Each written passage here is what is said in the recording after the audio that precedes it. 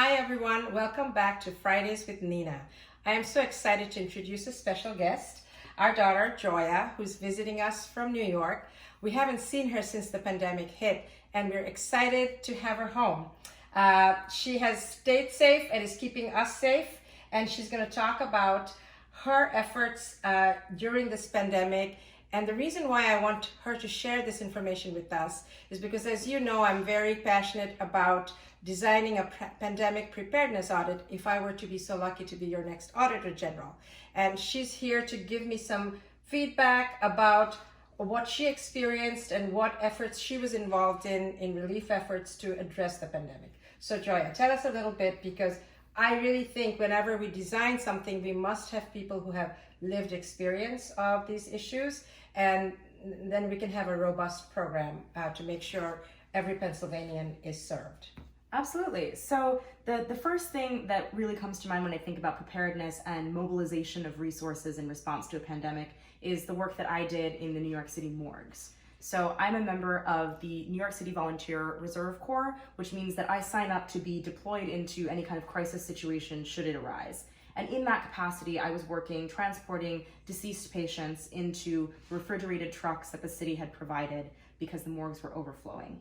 And this was terrifying and grim and also very necessary work, but it was all done by volunteers. And so I think a beautiful way for a pandemic response unit to function would be to have these kinds of positions available for pay, so that people who are affected by something like this pandemic could have another job to go into, something they could opt into and be a part of, and know that if a crisis were to arise, they could be mobilized, maybe into medical work as a clinical volunteer, maybe into transport for delivering groceries to people who are confined to their homes due to being immunocompromised or elderly, or doing things like getting medical supplies to places in need, masks, gloves, etc. And a lot of these principles on relief work were built and carried out by the mutual aid networks in New York City. And so these mutual aid networks have popped up all over the country. They precede the pandemic, and they're based on the idea that communities can take care of each other in times of crisis and provide each other with the resources they need and keep each other safe. And that's what people have been doing, and has been, in the time of crisis, a really beautiful thing to see, is communities mobilizing to take care of one another. And that's something I think we can tap into on a more organized and more centralized way.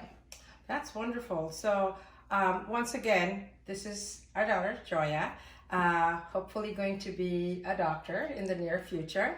And we're so excited to have her input, because I think I need to be sitting down and talking to people at all points of contact around this pandemic. So I look forward to speaking with all of you in another episode, and speaking more about the issues that we together will face and hopefully resolve as Pennsylvanians as we go forward to have a bright and prosperous future. Thanks everyone for joining in, and have a wonderful weekend.